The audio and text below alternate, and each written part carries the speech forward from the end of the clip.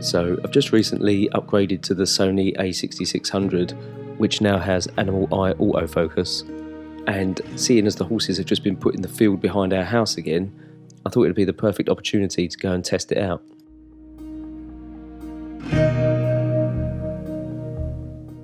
I soon realised that because all the horses had pretty long manes, the eye autofocus did struggle to work as well as it could have done. But that being said, even just the normal autofocus on the A6600 was phenomenal, and I still got most of the shots in focus. All of these images were edited with my moody green preset, which works perfectly in this kind of scenario because this is kind of what I developed it for.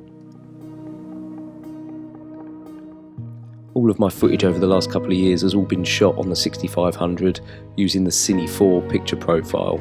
Although now I've switched to the 6600, I'm just starting to experiment with HLG2, which seems to be a bit more saturated than Cine 4, but does seem to retain a lot more information in the highlights. So I'm still experimenting, but yeah, I think I'm liking it so far.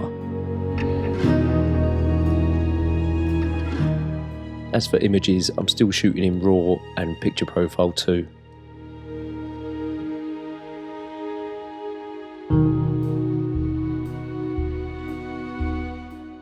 I didn't really think it was fair that the horses were getting all the attention, so thought I better come home and test the camera out on my beautiful boxer dog Beau, which I noticed that obviously the eye autofocus works a lot better with her because she's got no long mane covering her eyes.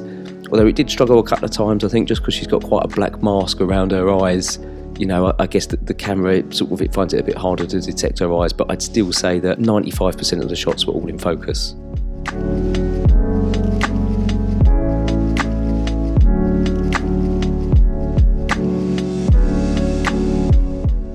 I know that you guys always like a little insight into the camera settings, so just so you know, I was at ISO 100 for all the shots because I wanted the least amount of noise and I had enough light coming into the sensor to have the ISO set that low. I was at f1.4 because I wanted the most separation from the subject to the background, and for the horses I was at 1/800th of a second shutter speed, and then by the time I got back to take the pictures of Beau it was a little bit darker, so I dropped that shutter speed down to 1/160th of a second. Whilst we're behind the scenes, I thought I'd show you guys just a few quick before and after examples of my LUTs at work, which are all based on my Lightroom presets.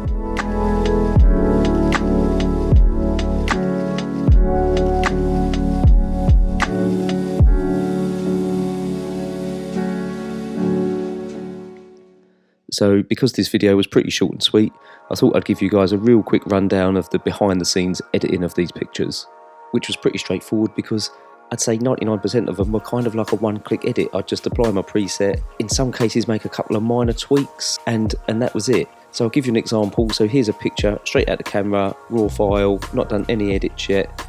We go over to moody green, bosh. Raise the shadows up possibly a little bit. And there's my final edit. I'll just give you a quick before and after. So that's, like I say, that's with kind of, 1 to 2 clicks. That's not a bad result. If we just reset that again, I'll just give you a quick rundown of some of the other presets. They're not all necessarily going to work, obviously, for all pictures in all scenarios, but most of them still do look pretty good. So we've got here backlit golden hour, black and orange. I quite like that actually. Black and orange, golden woods, moody green obviously is the one that you've seen throughout the video. Seaside just kind of pumps everything up a little bit. Teal and orange, which seems to be a bit of, like again with that one, teal and orange, that does look a little bit too cool to me. I'd probably just sort of look to warm that up a little bit. But anyway, moving on, let's just reset it again. Urban blue, not really too great in this scenario, to be honest. Urban brown, I like that as well. Urban green, I always find it gives a bit more of a sort of film kind of look. Urban green punch. And vintage. So yeah, to be honest, they actually do all work fairly well on this image. I did quite like that black and orange one, you know. I do like that edit. But I just thought it'd be handy for you guys just to see how well the presets work on the images. I'm not doing any other kind of crafty edits in the background. In most cases, you know, I don't want to be spending all my time editing. I want to take a load of pictures of the kids and whatever I'm doing and get good results quickly. So yeah, I hope that all came in helpful. If you do want to go through and buy the presets, I'll be eternally grateful. You know, it's a real big help to be supporting the channel. Please think about liking and subscribing, all that stuff, and I'll see you again in the next one. Cheers.